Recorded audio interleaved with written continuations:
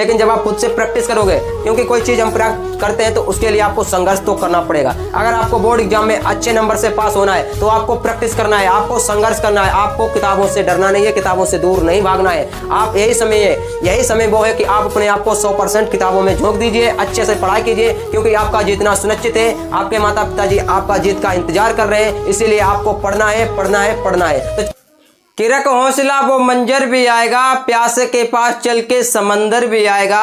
कि रख हौसला वो मंजर भी आएगा, प्यासे के पास चल के समंदर भी आएगा।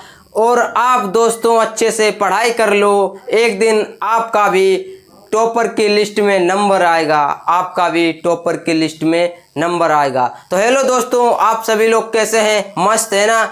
चलिए मस्त रहिए, स्वस्थ रहिए और अपनी शानदार तरीके से पढ़ाई करते रहिए। तो दोस्तों आप सभी लोग मुझे जानते हैं, मेरा नाम है विकास कुमार और आपको हम सिखा रहे थे कि न्यूमेरिकल कैसे लगाते हैं। हमने क्लास 12 फिजिक्स में चैप्टर 1 पढ़ लिया था और हम चैप्टर 2 आपको पढ़ा रहे हैं। चैप्टर 2 में हमने पार्ट 1 आपको बता दिया था, आज हम देखेंगे पार्ट 2। क्लास 12 फिजिक्स में चैप्टर 2 जिसका नाम है स्थिर वैद्युत विभव तथा धारिता, इस चैप्टर से हमने पार्ट 1 बता दिया था आपको। आज हम देखेंगे पार्ट 2। इसमें आपको हम बताएंगे कि न्यूमेरिकल कैसे लगाते हैं। पहले तो आप समझिए कि न्यूमेरिकल होता क्या है, न्यूमेरिकल क्या होता है और न्यूमेरिकल को हम कैसे सोल्व करते हैं। एक वो दोस्त जो न्यूमेरिकल जानता नहीं है वो न्यूमेरिकल कैसे सोल्व करेगा, और एक वो दोस्त है जो न्यूमेरिकल जानता है लेकिन न्यूमेरिकल सोल्व नहीं कर पाता है, और एक वो दोस्त जो न्यूमेरिकल जानता भी है और न्यूमेरिकल सोल्व भी कर लेता है लेकिन उसके अंदर कॉन्फिडेंस नहीं है कि हम अच्छे से न्यूमेरिकल कैसे सोल्व कर पाएँ। ये सभी सलूशन आपको इस वीडियो में मिलेगा। आप ये भी सीख सकते हैं कि हम न्यूमेरिकल कैसे लगाते हैं, ये भी सीख सकते हैं कि अगर न्यूमेरिकल दिया है तो उसे हम अच्छे तरीके से कैसे लगाएं। बिल्कुल सरल तरीके से आपको हम सिखाने वाले हैं। आपको डरना नहीं है बिल्कुल भी न्यूमेरिकल से। न्यूमेरिकल कोई ज़्यादा बड़ी चीज़ नहीं है, कोई डरावनी चीज़ नहीं है जिससे आप डर जाते हो कि हमें तो सर न्यूमेरिकल नहीं आते, हम बोर्ड एग्जाम में कैसे न्यूमेरिकल सोल्व करेंगे। डोंट वेरी, आपको बिल्कुल भी टेंशन नहीं लेना है, बिल्कुल भी डरना नहीं है, क्योंकि जब तक आपका भाई विकास कुमार है तब तक आपको टेंशन लेनी ही नहीं है। बिल्कुल आपको सरल तरीके से हम सिखाएंगे कि न्यूमेरिकल कैसे लगाते हैं, बिल्कुल हर एक स्टेप बाय स्टेप सिखाने वाले हैं। चलिए हम ज़्यादा ना टाइम वेस्ट करते हुए अपने टॉपिक को शुरू करते हैं। तो न्यूमेरिकल नंबर 1 है दोस्तों, 10 पिको फेरड का एक संधारित्र 50 वोल्ट बैटरी से जुड़ा है, संधारित्र में कितनी स्थिर वैद्युत ऊर्जा संचित होगी। अब इस प्रकार आपको न्यूमेरिकल मिलेगा। अब आपको न्यूमेरिकल को 2 से 3 बार रीड करना है, 2 से 3 बार न्यूमेरिकल को ध्यान से पढ़ना है और देखना है कि यह न्यूमेरिकल हमें किस चैप्टर से दिया है। अगर आप चैप्टर पहचान लेते हैं और न्यूमेरिकल को सही से पढ़ लेते हैं और न्यूमेरिकल में जितने भी मान दिए हैं वो आप सही से निकाल लेते हैं तो आप 50% न्यूमेरिकल सोल्व कर लेते हैं। न्यूमेरिकल में होता क्या है, न्यूमेरिकल में आपको 2 से 3 वैल्यू दी होंगी और एक वैल्यू नहीं दी होगी, उसका मान आपसे पूछेगा। जैसे कि यहाँ पर हमसे पूछ रहा है स्थिर वैद्युत ऊर्जा संचित होगी, इसका मान हमें पूछ रहा है। इसी प्रकार बिल्कुल सरल तरीके से आपको न्यूमेरिकल सीखना है स्टेप बाय स्टेप। तो चलिए एक बार हम फिर न्यूमेरिकल को रीड करते हैं, पढ़ते हैं, फिर आपको समझाएंगे। 10 पिको फेरड का एक संधारित्र 50 वोल्ट बैटरी से जुड़ा है, संधारित्र में कितनी स्थिर वैद्युत ऊर्जा संचित होगी। अब यहाँ पर आपको देखना है कि जो न्यूमेरिकल है इसमें हमें किस किस का मान दिया है। ये दिया है 10 pico farad. Pico farad, farad किसका मात्रक होता है? फेरड होता है धारिता का, तो ये हमें धारिता का मान दिया है।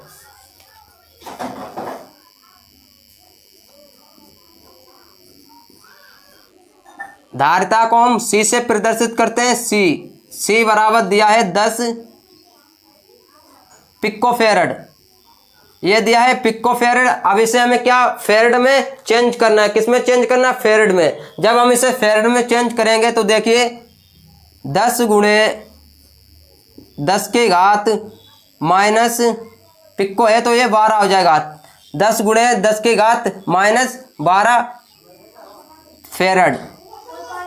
यह धारिता को हम C से प्रदर्शित करते हैं। इसका मान दिया है 10 पिको फेरड। जब पिको फेरड में दिया होता है तो उसे हम फेरड में चेंज करते हैं। यहाँ पर पिको है इसलिए हम 10 की घात माइनस 12 में इसे बदलेंगे। अब हम देखते हैं अगला मान दिया है 50 वोल्ट। ये किसका मान दिया है? ये हमें मान दिया है V का। किसका दिया है? V का। V बराबर दिया है 50 वोल्ट। अब अगला देखिए, अगला दिया है, अगला कोई मान नहीं दिया है। अगला पूछ रहा है संधारित्र में कितनी स्थिर विद्युत ऊर्जा संचित होगी। इसमें हमें यू का मान दिखाना है, यू का मान प्राप्त करना है। तो यू बराबर हमें निकालना है, सूत्र कौन सा होता है। अगर आप सूत्र जानते हैं, सूत्र सही पता है, तभी आप न्यूमेरिकल लगा पाओगे। पहले तो आपको चैप्टर पढ़ना है, फिर उस चैप्टर से थ्योरी पढ़नी है, न्यूमेरिकल पढ़ना है, डेरिवेशन पढ़ना है, सूत्र पढ़ना है और मात्रक पढ़ना है, तब जाकर आप अच्छे से न्यूमेरिकल सॉल्व कर पाएंगे। तो चलिए देखते हैं इसमें सूत्र कौन सा लगेगा। सूत्र लगेगा इसमें दोस्तों, जो सूत्र होता है हाफ CV स्क्वायर। इस सूत्र से हम न्यूमेरिकल सॉल्व करेंगे। यह सूत्र आप याद कर लेना, half CV square 1/2 CV square. अब इसमें क्या करना है, ये जो सूत्र है ये सभी मान इस सूत्र में रख देने हैं, ये सभी मान इस सूत्र में रख देने हैं और बिल्कुल सरल तरीके से हम आंसर फाइंड आउट कर लेंगे। तो यहाँ पर देखिए 1/2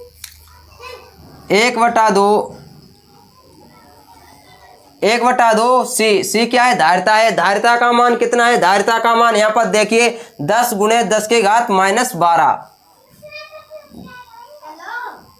10 × 10 की घात -12।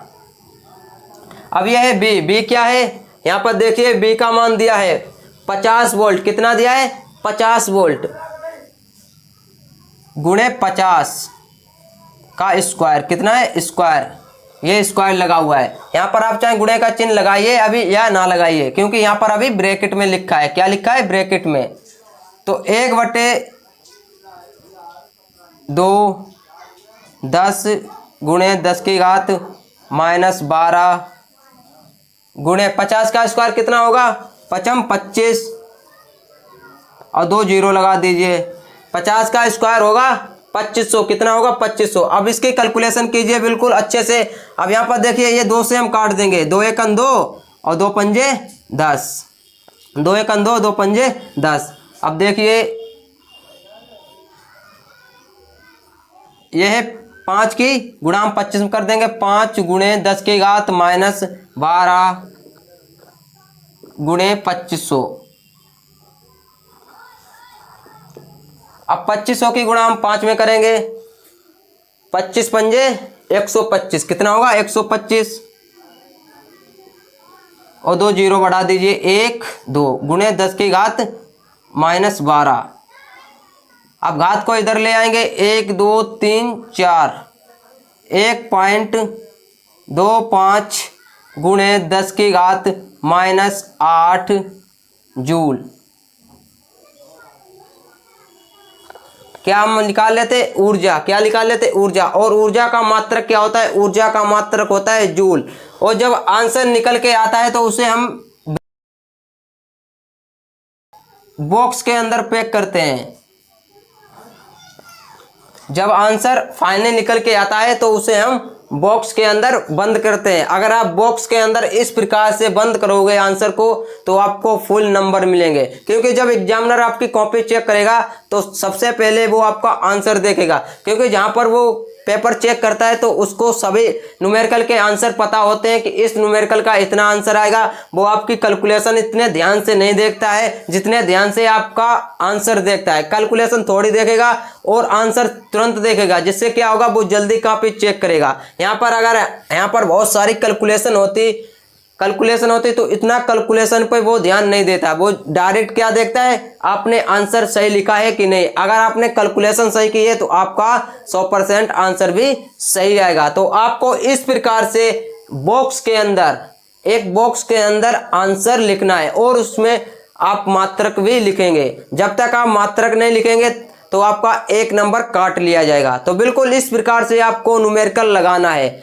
बिल्कुल सरल तरीके से हमने आपको सिखाया है कि न्यूमेरिकल कैसे लगाते हैं। न्यूमेरिकल से आपको डरना नहीं है। ये तो थोड़ा इजी था, ये सरल था। अब इससे कठिन भी आएगा। इससे क्या होगा, कठिन भी आएगा, क्योंकि जब तक आपको सरल तरीके से नहीं सीखना है, सरल तरीके से सीखना है और आपको सरल वाला नहीं आता है तो आप कठिन वाला कैसे लगा पाओगे। तो आपको पहले हम सरल सिखाएंगे, फिर उससे आपको कठिन सिखाएंगे, क्योंकि जब तक हम पहली सीढ़ी पर कदम नहीं रखेंगे तब तक हम छत पर नहीं पहुंच सकते। आपको क्रम बाय क्रम सीढ़ी पर चढ़ना है, फिर आपको छत पर पहुंचना है। इसी प्रकार आपको सरल न्यूमेरिकल लगाना है, प्रैक्टिस करना है, तभी आप कठिन न्यूमेरिकल लगा पाओगे। चलिए देखते हैं एक बार इस न्यूमेरिकल को दोबारा रिवीजन करते हैं फटाफट, जिससे कि आपके माइंड सेट में हमेशा के लिए सटीक हो जाए। जब तक आपके माइंड सेट में सटीक नहीं होगा तब तक आप अच्छे से न्यूमेरिकल नहीं लगा पाओगे। ये हमारी बात ध्यान रखना, कहीं पर लिख के रख लेना कि जब तक आपको सही से समझ में नहीं आएगा, आप प्रैक्टिस नहीं करोगे, तब तक आप सही से न्यूमेरिकल नहीं लगा सकते। तो चलिए इसको हम दोबारा रिवीजन करते हैं फटाफट, जिससे कि आपके माइंड सेट में हमेशा के लिए सटीक हो जाए। तो यहाँ पर देखिए 100 पिको फेरेड का एक संधारित्र 50 वोल्ट बैटरी से जुड़ा है। संधारित्र में कितनी स्थिर विद्युत ऊर्जा संचित होगी? तो यहाँ पर हमें कितनी विद्युत ऊर्जा संचित होगी, यू का मान हमें निकालना था। और यहाँ पर देखिए 10 पिको फेरेड, ये जो पी है इसे हम पिको पढ़ते हैं, और ये जो एफ है, एफ को हम फेरेड पढ़ते हैं। तो यहाँ पर हमें धारिता का मात्रक दिया है फेरेड और धारिता का मान दिया है 10 पिको फेरेड। धारिता को हम सी से प्रदर्शित करते हैं, इस 10 गुणे 10 की घात माइनस 12 फेरेड।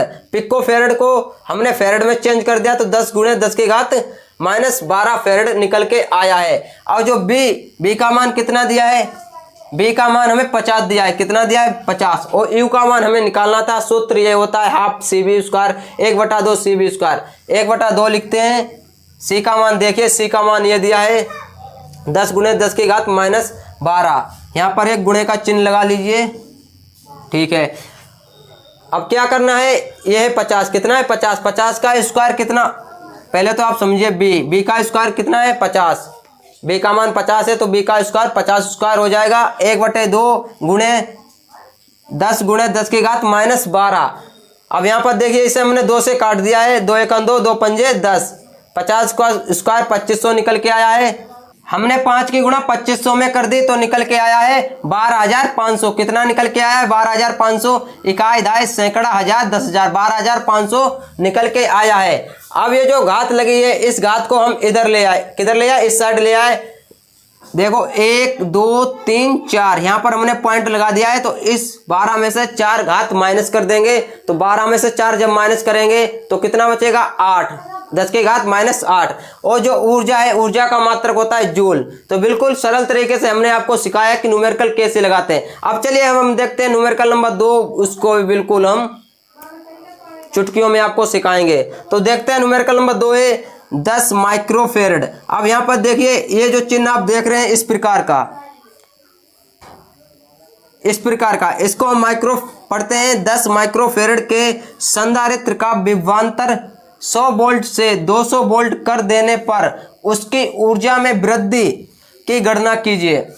यहाँ पर भी हमें ऊर्जा पूछ रहा है, लेकिन यहाँ पर पूछ रहा है कि ऊर्जा में वृद्धि की गणना कीजिए। और यहाँ पर भी हमें धारिता का मात्रक दिया है और विभवांतर हमें 2 दिए हैं, एक 100 वोल्ट एक 200 वोल्ट। तो देखते हैं हमें न्यूमेरिकल में क्या क्या दिया है, पहले हम वो लिखेंगे फिर आंसर फाइंड आउट करेंगे। तो धारिता हमें पता है, धारिता को हम सी से प्रदर्शित करते हैं। धारिता कितना मान दिया है? 10 माइक्रोफेरेड। इसको हम फेरेड में चेंज करेंगे तो निकल के आएगा 10 गुणे 10 की घात माइनस 6। माइक्रोफेरेड जो होता है तो उसे हम फेरेड में जब चेंज करेंगे तो 10 गुणे 10 की घात माइनस 6, यानी कि ये जो है 10 की घात माइनस 6, इसमें हम चेंज कर देंगे, पूरा निकल के आएगा 10 गुणे 10 की घात माइनस 6। ये माइक्रो को हमने 10 की घात माइनस 6 में बदल दिया। यहाँ पर अगर हम लिखें कि 1 माइक्रो कितना होता है, 1 माइक्रो होता है 10 की घात माइनस 6, तो इसमें हमने इसे चेंज कर दिया। और पिको फेरेड कितना होता है? पिको फेरेड होता है 10 की घात माइनस 12। कितना होता है? 10 की घात माइनस 12 में चेंज करेंगे। माइक्रो को हमने चेंज किया है 10 की घात माइनस 6 में, तो यहाँ पर यह निकल के आया है विभवांतर 100 वोल्ट से 200 वोल्ट कर देने पर उसकी ऊर्जा में वृद्धि की गणना कीजिए। अब यहाँ पर जो B1 का मान दिया है, B1 क्या है? विभवांतर है। B1 का मान दिया है 100 वोल्ट 100 वोल्ट B1 का मान दिया है 100 वोल्ट और B2 यानी कि यहाँ पर 2 वोल्ट के मान दिए हैं, तो B1 हमने 100 वोल्ट माना और B2 का मान दिया है 200 वोल्ट। कितना है? 200 वोल्ट। हमें निकालना क्या है? ऊर्जा में वृद्धि की गणना करनी है, तो यानी कि डेल्टा यू का मान हमें निकालना है। सूत्र कौन सा लगेगा? सूत्र आपको अच्छे से पता होना चाहिए। इसमें सूत्र लगेगा दोस्तों डेल्टा यू बराबर 1/2 C B2 square minus B1 square. इस सूत्र से हम आंसर फाइंड आउट कर लेंगे।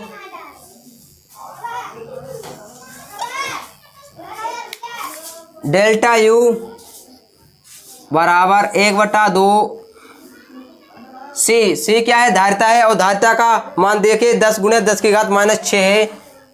10 × 10⁻⁻6 गुणे B2 स्क्वायर। B2 स्क्वायर का मान देखिए, B का मान दिए है 200 वोल्ट, तो हम 200 का स्क्वायर कर देंगे। 200 का स्क्वायर माइनस B1 का मान देखिए यहाँ पर दिया है 100, तो हम 100 का स्क्वायर करेंगे। 100 का स्क्वायर। डेल्टा यू बराबर 1/2 गुणे 10 × 10⁻⁻6 गुणे ये 200 है। 200 का स्क्वायर कितना होगा? 200 का स्क्वायर होगा 40,000। कितना होगा? 2 दूनी 4 और 4 जीरो था, 2 1 2 3 4 माइनस 100 का वर्ग होगा 10,000।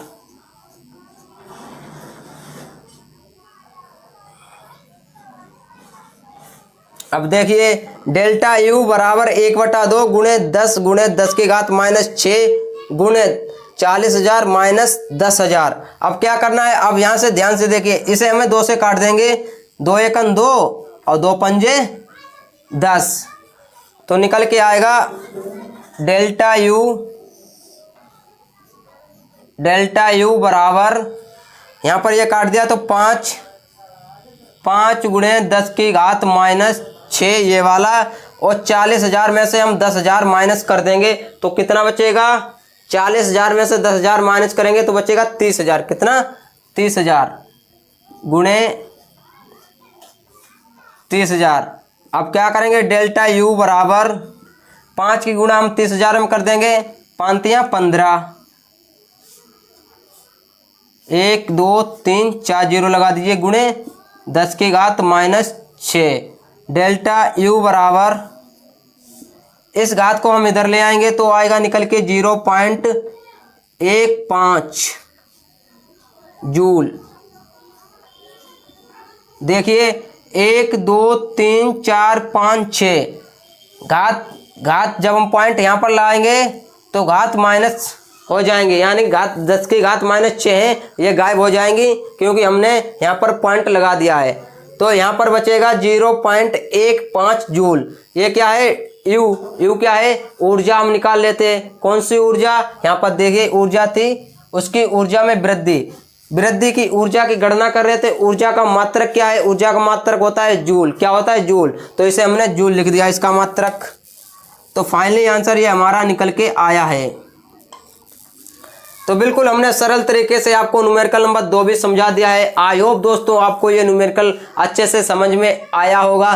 तो चलिए दोस्तों, इसी प्रकार से आपको समझाते रहेंगे हर एक टॉपिक को, हर एक सब्जेक्ट को, हर एक टॉपिक सब्जेक्ट को अच्छे से आपको हम समझाएंगे। तो ये हमारा इस चैप्टर का पार्ट 2 था। अब हम देखेंगे कल पार्ट 3, जिसमें आपको और भी अच्छे तरीके से न्यूमेरिकल बताएंगे, और वो क्या होंगे, इससे थोड़े कठिन भी हो सकते हैं, क्योंकि हमने आपको सरल आपको अच्छे से बता दिए, लेकिन आपके लिए थोड़ा भले ही कठिन लगे हों, लेकिन जब आप खुद से प्रैक्टिस करोगे, क्योंकि कोई चीज़ हम करते हैं तो उसके लिए आपको संघर्ष तो करना पड़ेगा। अगर आपको बोर्ड एग्जाम में अच्छे नंबर से पास होना है तो आपको प्रैक्टिस करना है, आपको संघर्ष करना है, आपको किताबों से डरना नहीं है, किताबों से दूर नहीं भागना है। आप यही समय वो है कि आप अपने आप को 100% किताबों में झोंक दीजिए, अच्छे से पढ़ाई कीजिए, क्योंकि आपका जीतना सुनिश्चित है। आपके माता पिताजी आपका जीत का इंतजार कर रहे हैं, इसीलिए आपको पढ़ना है, पढ़ना है, पढ़ना है। तो चलिए दोस्तों, अब हम मिलेंगे अगली नेक्स्ट वीडियो में। तब तक के लिए अपना खास ख्याल रखिएगा। चलिए मिलेंगे अगली नेक्स्ट वीडियो में।